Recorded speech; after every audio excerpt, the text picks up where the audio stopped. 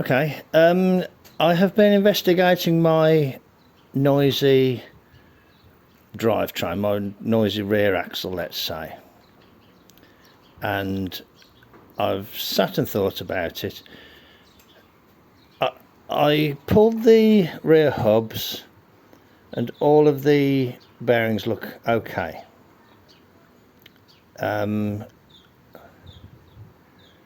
I tried to work out if something was noisy one side or the other. I got no, I couldn't come up with any definite evidence saying that there was a problem, and inspection of the wheel bearings doesn't show anything either. So I have started to take the rear axle out. I've undone the handbrake, I've undone the brake line, I've undone the U-bolts, and I've undone the clamshell nuts there, the 4 nuts that I made. So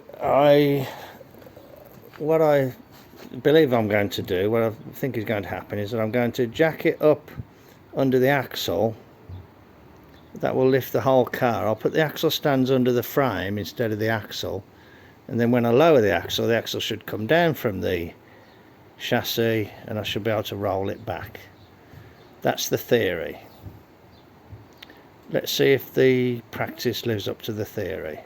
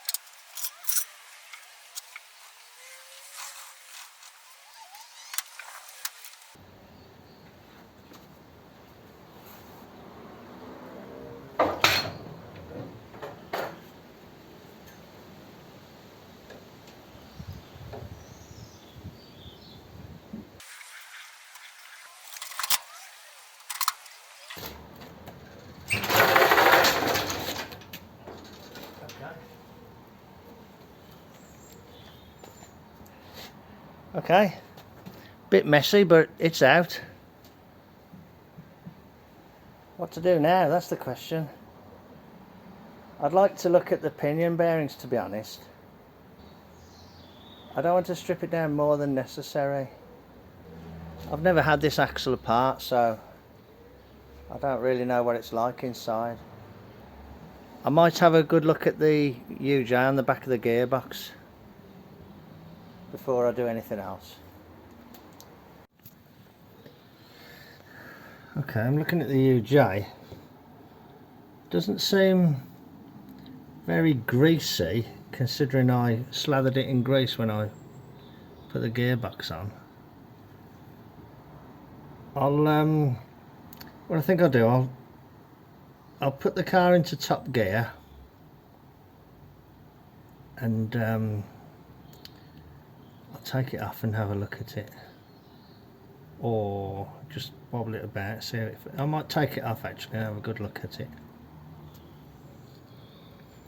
I mean, I've seen these that are badly worn and they do look terrible. I don't think this one's bad at all, really. All the grease is just slathered around the thing there. Well, the sideways movement, you know, that way, but there's no rotational movement.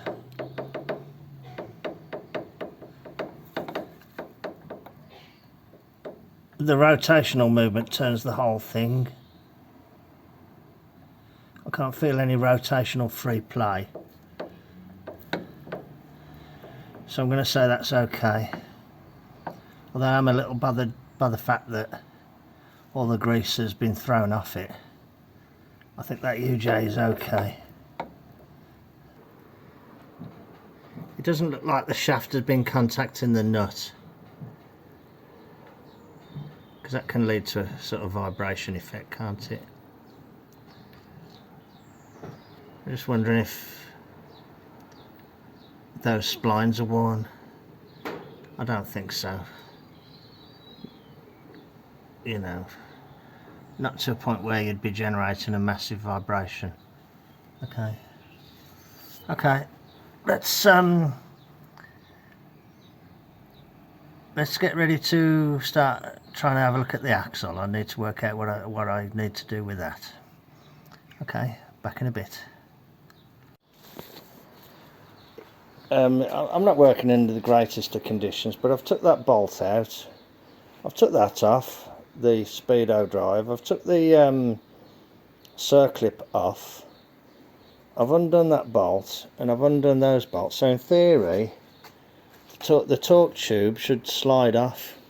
And I'm hoping I've got enough room over here.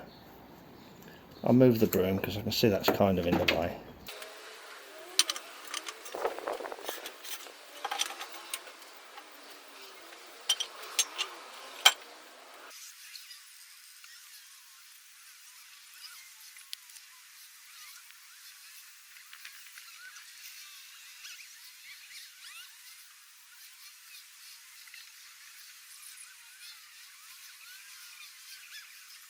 I can't detect any roughness at all in those pinion bearings. I was worried about the pinion bearings. The problem was when I came to fit this drive shaft, it was quite tight, so I had to kind of hammer it on. So I still think I need to look at the pinion bearings, but I would like to do it without dismantling the axle if I can. So I'm going to see if I can take the drive shaft off. I might need to sort of use the bearing puller thing and kind of use screws to kind of force it off in that direction. Then I can take the nuts off and at least have a look at the bearing on this side, which is the one that would have took all the hammering. But I can't see any metallic particles in the oil, and that feels as smooth as anything. I don't know, I think I'm just wasting my time. What I might do is bite the bullet and split the brake pipes there, put the spring spreader on and take that axle housing off that side and take the diff out that side, and then that will allow me to look at the bearings on the diff, and I suppose I could undo the housing and press the pinion out as well. I can't see anything at all so far wrong with what I'm looking at, or feel anything wrong. You know, this bearing surface here isn't great, but it's the one in the Roadster is worse than that. Okay, righto. I'm a bit unsure exactly what to do. I will bring you back when there's more to show. Hello, I just took a break because while I was working on this axle, you can see I was getting prepared to try and pull that drive shaft off. It occurred to me that this graininess, this grumble, this vibration, I was concerned about it when I was driving it with the new motor and everything, but it wasn't there before when I first drove the car with the old engine and gearbox. When I first got the car running with that other engine and gearbox, the problem wasn't there. So how can a problem suddenly rear its head the very first time it's driven with a new engine and gearbox? How can it be the axle that's at fault? It can't be, can it? The axle isn't at fault. So basically I've just wasted my time stripping this down, but while it has been a waste of time, I haven't gone further and continued to waste my time. So I can reassemble this, put some, make some new gaskets, assemble it up, seal it nicely, and I can say that I've inspected this and everything looks fine. So that leads me back to one of two things: the gearbox or the UJ. To take the gearbox out, I've got to take the motor out, engine and box together. So what I think I will do is change the UJ for the one that I had when I ran it before with the other gearbox, reassemble the axle, put the axle back in the car, get it all hooked up again, running, driving, and go and test it. If it feels okay or acceptable, that's it, I fixed it and it was the UJ. If it doesn't feel acceptable, it's probably something to do with the gearbox. I didn't detect a problem with the gearbox or the UJ for that matter when it was in that car there. But that car is very low and the UJ would have been running at a different angle. It might be that the UJ didn't like running at the angle that this axle sits at. I don't know, I haven't got the answers, but I do feel that it isn't the axle that's at fault. But I can put the axle back in, button it all up, and it doesn't need to be disturbed again. Okay, I will have to undo the clamshell to get the engine and box out if I end up doing the engine and box.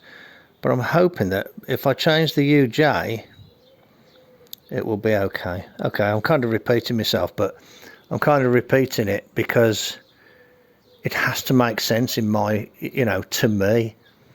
And I'm kind of testing out the theory by saying it out loud. I'm just glad I didn't start tearing the axle down. Sometimes you can kind of develop like a blindness and like a tunnel vision, and you can go tearing into stuff when it's actually probably, the chances are it probably isn't the right direction to be going in. I've been and reviewed the footage from when I first drove it and from when I took it down to Gaydon, and if I'd have felt the vibrations that I felt just recently, I would have mentioned it. I'm a transmission engineer. You can't sense anything on the videos. This grumbling and vibration that I had recently, you can hear it on the first drive videos, but I was so taken up with worrying about the motor, worrying about getting around there, the cooling, chucking water out, that I didn't mention it because of other things that were going on. Sometimes you have to take a step back and have a bit of a sanity check, don't you? I'm mid-job, so let's just say I'll bring you back when there's more to show. I've took the UJ off the gearbox in the sedan, and that gearbox is the gearbox that was in Old Rusty for about the last 15 years. And while it appears to slide nicely like that,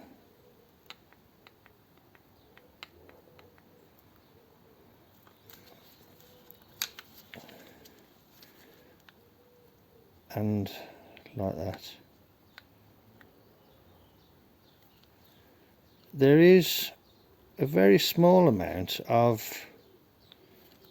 it's hard to do this. Can you see there's some movement there?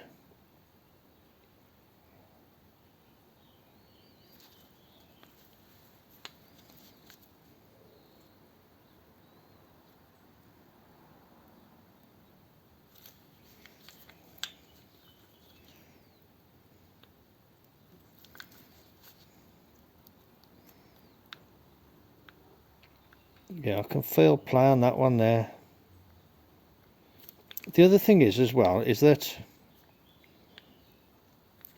on this side it only rotates freely in a certain range.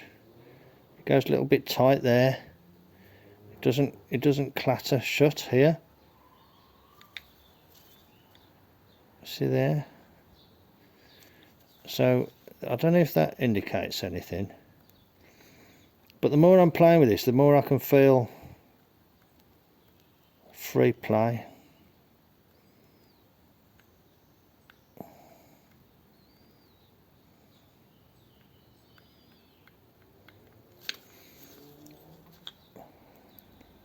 Which I never sensed any problem in the Roadster. Okay. This one here, this one is one that it's only just another used UJ, you know, that I've taken off a gearbox. This is the one that was on the gearbox that was in the sedan until I changed it for the gearbox out the Roadster. And first of all, you know, there's no element of binding up like that, and it's hard to, I can't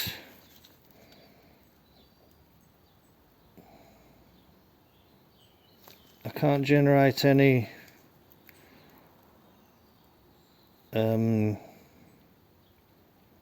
rotational free play. So, and this UJ, well, rather the complete gearbox that was in the sedan before didn't generate this vibration that I've got, so I'm hoping that if I put this UJ on, it is something to do with this UJ that's generating the vibration. Plus you have to understand that it's a stripped down bare shell of a car, you know, it's not like an open car, it's like an echo chamber in there. It's you know, any noise is kind of attenuated, if that's the right word, or amplified. So let's hope that putting this one on will do the trick and that I don't have to subsequently pull the engine and gearbox. There's the bolt in place, and you just go down with a long socket, well, with the socket to tighten it up. Okay, so let's be optimistic. Okay, I'll bring you back when there's more to show. Hello, I've had the back axle out of the sedan and I'm putting it back in, and I haven't showed any of it because it's just run-of-the-mill stuff, nothing out of the ordinary. I did manage to get it hooked up to the universal joint by having the gearbox in gear, and I put the drums on and I locked that one and I got it lined up, and then I pushed the axle forward and rotated this drum back and forth, and then I found that I could push it home and it was aligned, and it lined up with the splines and went on. So that was, it wasn't easy. I don't want to give the impression it was a piece of cake, but I did do it.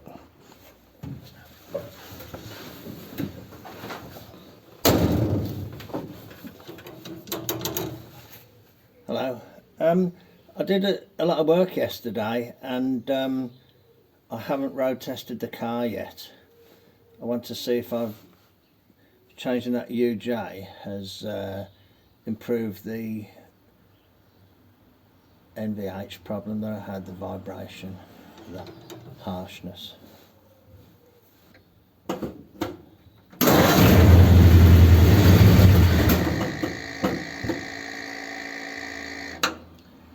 This rev counter's shit.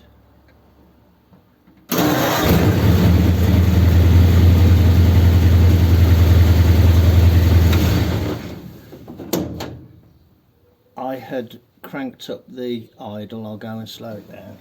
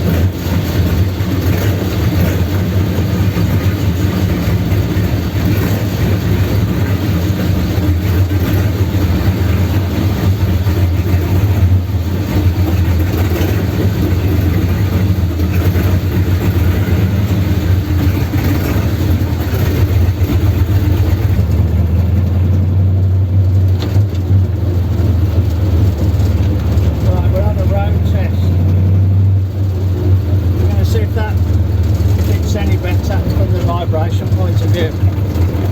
Just driving down the road. Oops.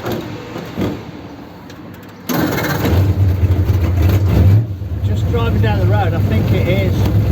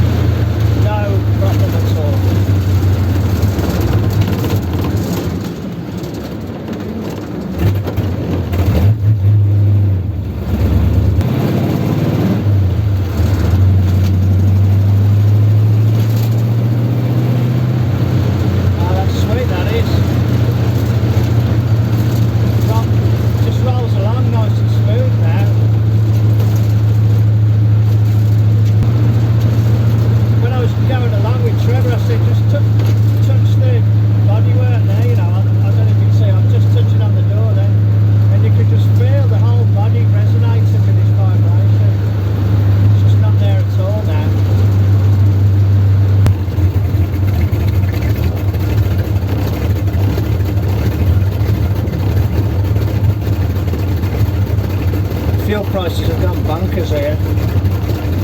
Absolutely sky high. Good job I don't have to do a daily commute.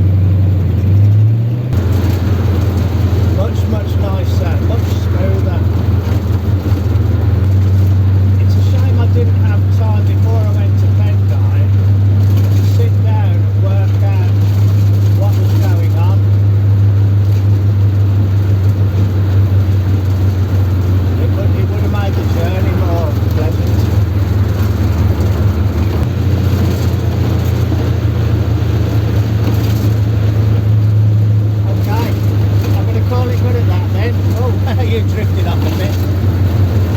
I'm going to call it good at that then. Thanks very much for joining me in the garage.